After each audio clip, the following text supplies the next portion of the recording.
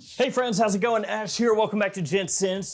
We've kind of hit the doldrums as far as new fragrance releases go. There's not been a whole lot to get excited about here lately, which is kind of par for the course pretty much every year. Like beginning of the year hits and everybody and their mom drops a new release. And then, kind of March, April, everything slows down. Maybe you get a trickle of some stuff that comes out through the summer, and then once you hit like mid-fall, you're pretty much done for the year. But thankfully, we have been blessed with some new fragrance releases that have just dropped, and we're gonna be talking about those here today, some of those scents that you have to look forward to. And on the docket, we got a new Lacoste L1212, a new CH Men, we got a new Lagerfeld. I know everybody's excited about that. A new Acqua di Gio, which, Acqua di Gio, nobody cares about that, right? I'm just playing, I'm hyped. And also a big rumor that has crossed my desk about a new upcoming fragrance from none other than Prada. So a ton to talk about, a lot to be excited about. Most of this info I'm pulling from ifragranceofficial.com, which I have linked in the description in case you want to check them out. They've got a lot of information on new fragrances, and they keep fleshing the website out with more and more info as time goes on. So let's see, where do we start today?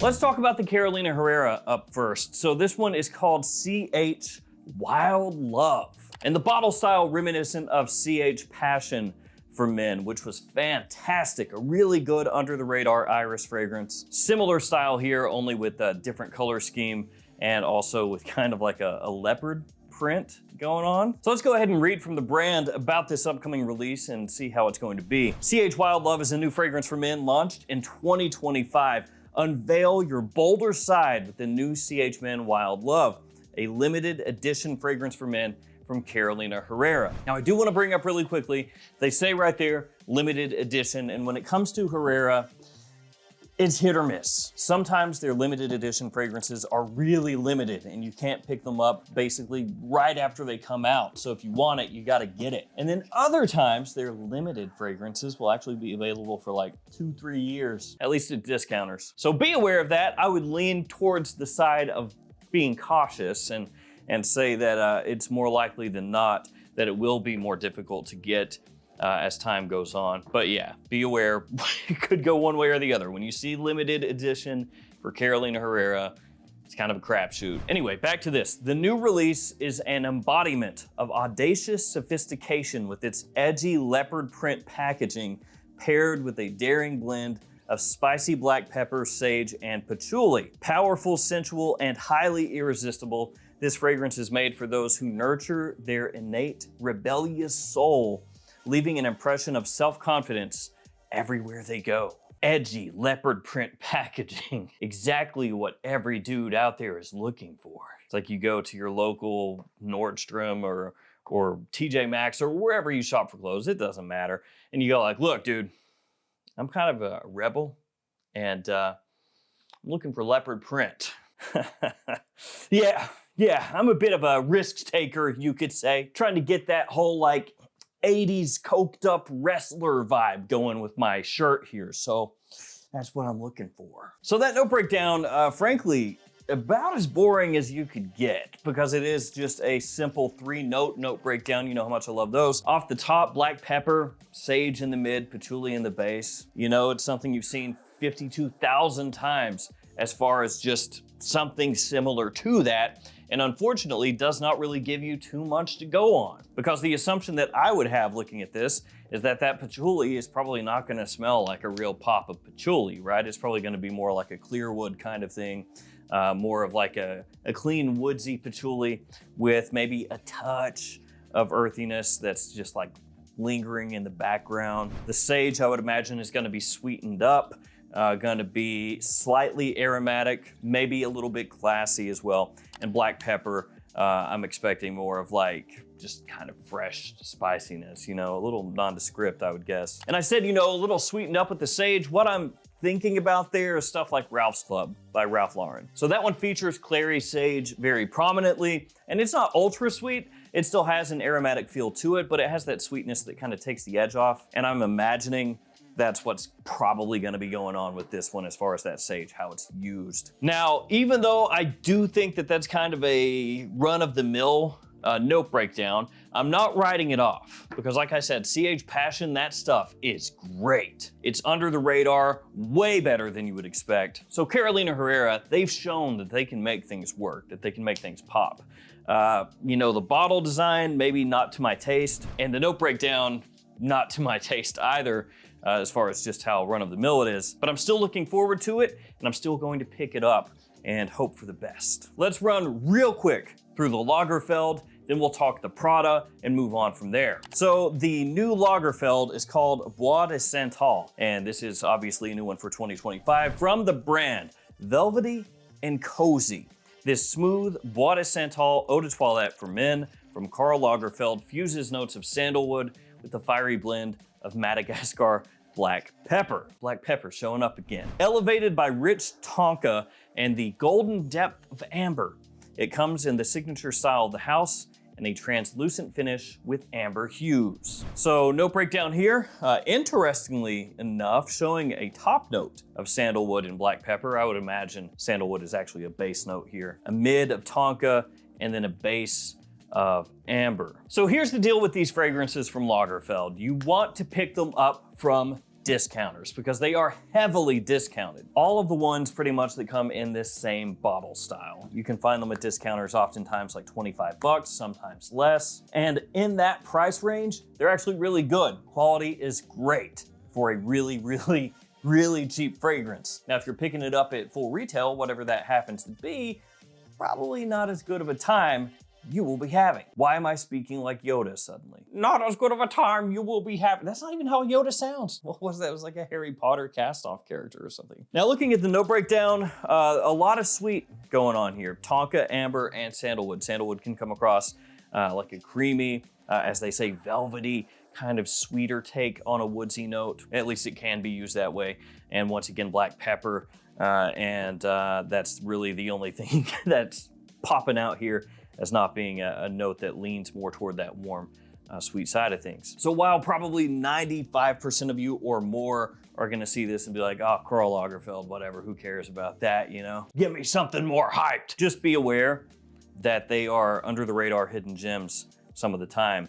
For that price point, you can get them for. All right, let's talk Prada. And this one is a rumor at this point, but it's a rumor that I am very confident in. And there's only been a little bit of chatter about this, not too much. But before I share more of the information on this fragrance, this upcoming release from Prada, I want to share these coupon codes as well. So the JOMASHOP codes, those change every quarter. They only work within the JOMASHOP app. So if you download the app, you can use those codes to save yourself some money. If you're watching this in the future for some reason, the codes may have changed, be aware of that. Then I also have newer codes for Gift Express and Maple Prime, which you see right here. And then of course the codes for the perfume box, which has some of the best deals on cologne fragrances, period, as well as Max Aroma, Frag Flex, and more. All right, so let's talk Prada. For men's fragrances from Prada, it's been pretty much all Luna Rossa for the last number of years.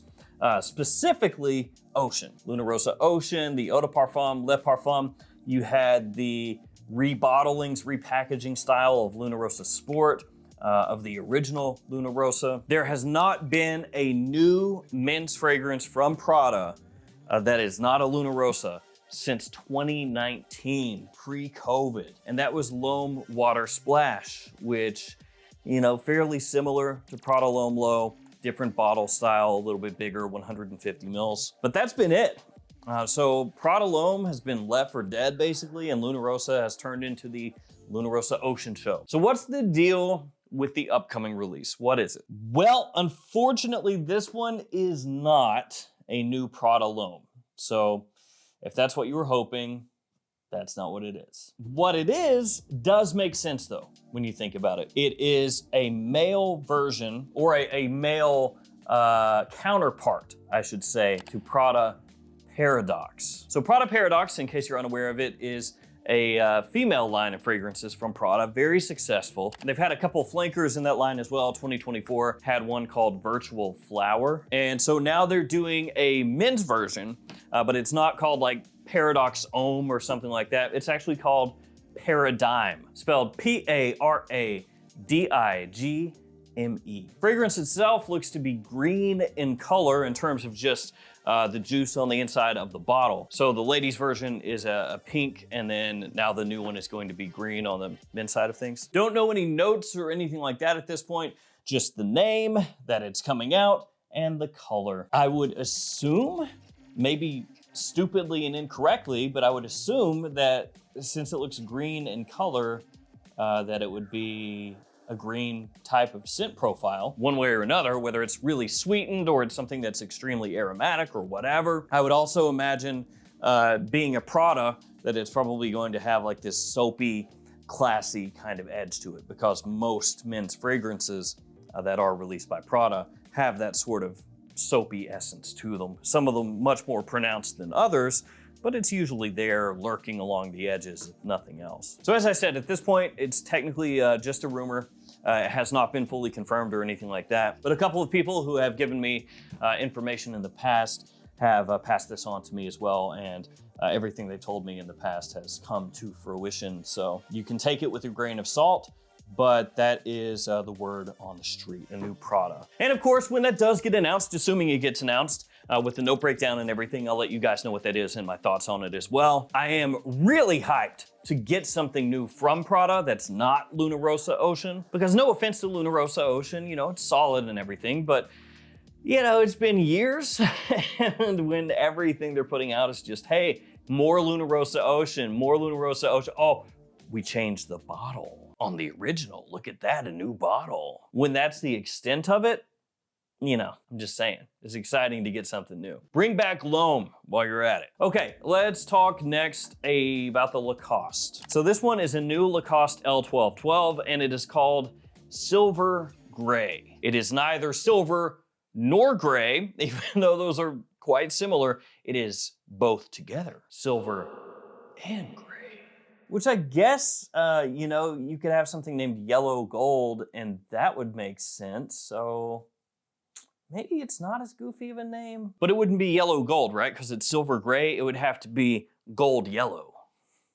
Now, whatever. Discover the latest Lacoste fragrance, L1212 Silver Gray for men. A masculine, woody fougere fragrance that impeccably fuses the aromatic notes of lavender and geranium with frankincense extract, revitalized by subtle tones of tangerine. Through the base, the warmth of cedarwood and ambroxan join forces to unveil a woody signature that's hard to resist. Finished in silvery metallic, the new fragrance pays tribute to the steel tennis racket invented by René Lacoste, and the scent masterfully complements the signature collection. So this one has, it says a top of frankincense and tangerine, mid of lavender and geranium, and base of ambroxan and vetiver. Kind of an interesting note breakdown, really.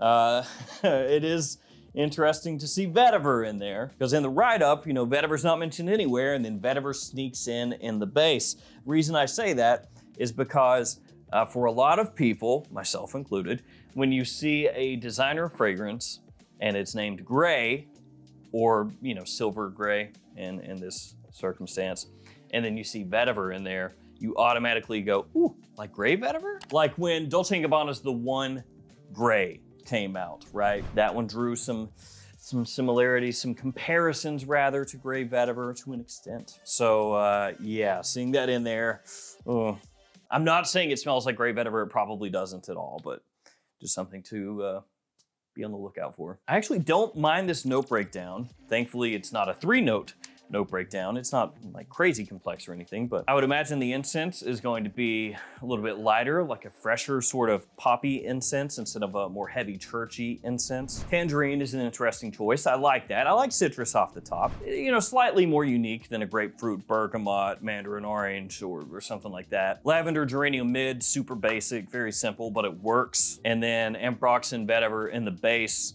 assuming it leans a little bit more like fresh, clean vetiver.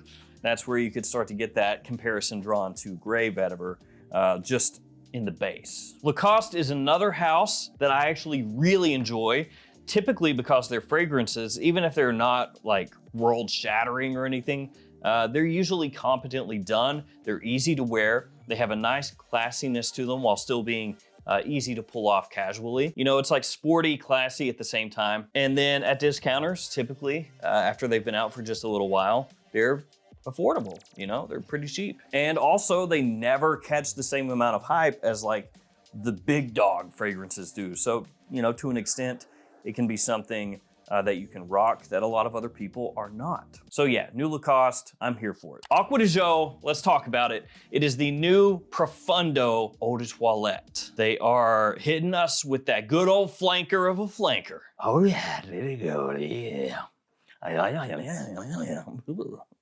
Weird. Acqua di Gio Profondo Eau de Parfum, big love. Love it. Thank you. So good.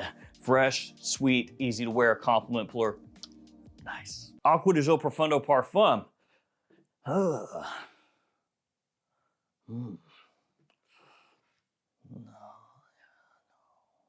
Not the biggest fan of that. Yeah.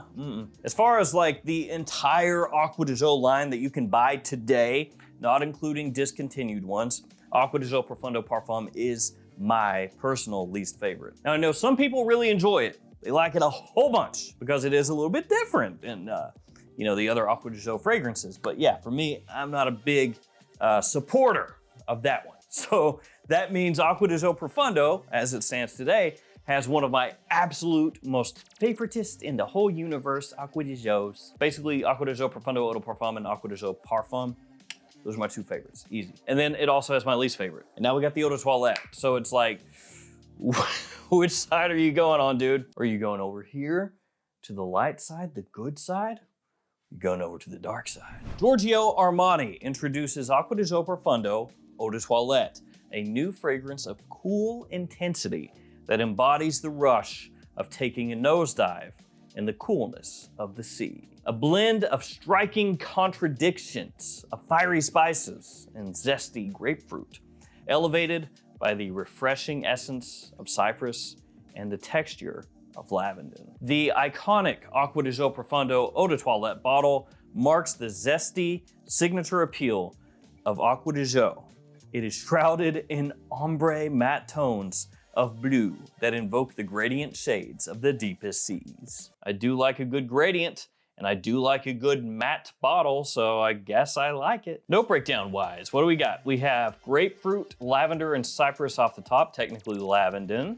In the mid, aquatic notes, and in the base, woody notes. Compared to the current version of Acqua di Gio Profondo Eau de Parfum 2024, since they changed that whole thing around, that one has sea notes and green mandarin, rosemary, lavender, mineralic notes, ambergris, patchouli, cedar, and musk. So it does have a more robust note breakdown. It's actually quite a different note breakdown.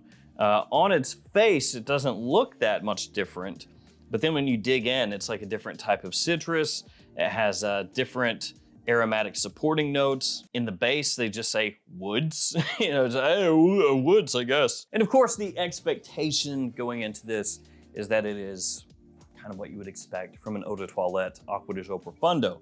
Basically, take Acqua di Gio, that little bit of green, mineral sort of vibes that it has, and freshen it up. Give it a very zesty, poppy opening, a very fresh opening, and then as it dries down, maintain more of that freshness. Don't allow it to get more of like a sweet aspect coming. Keep it more aquatic, woodsy. And that could actually work a lot better to my taste of what Acqua di Gio is compared to Acqua di Gio Profondo Parfum, which again for me is not a great release. And actually the original Acqua di Gio EDT still works, whether we're talking about what it was before they tweaked it and changed it last year, since they changed basically every single Acqua di Gio at this point. All these Acqua di Gio changes, honestly, just give me whiplash.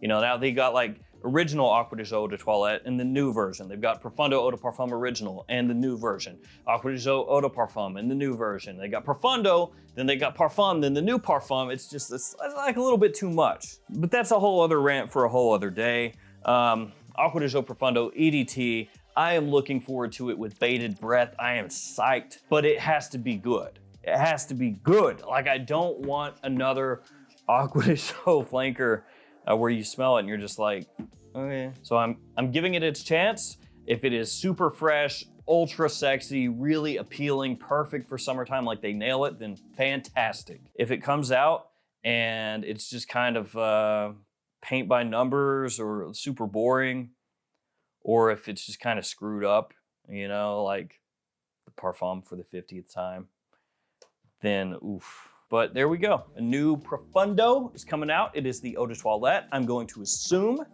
that after this one, I'm gonna assume that Acqua di Gio comes out with possibly like a new line or something. A new line of Acqua di Gio.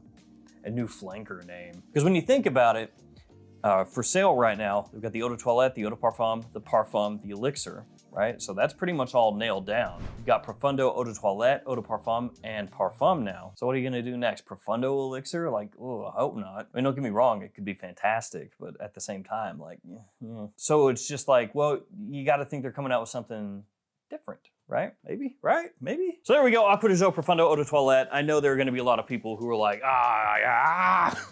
no more flankers. But I'm an Acqua di Gio fanboy.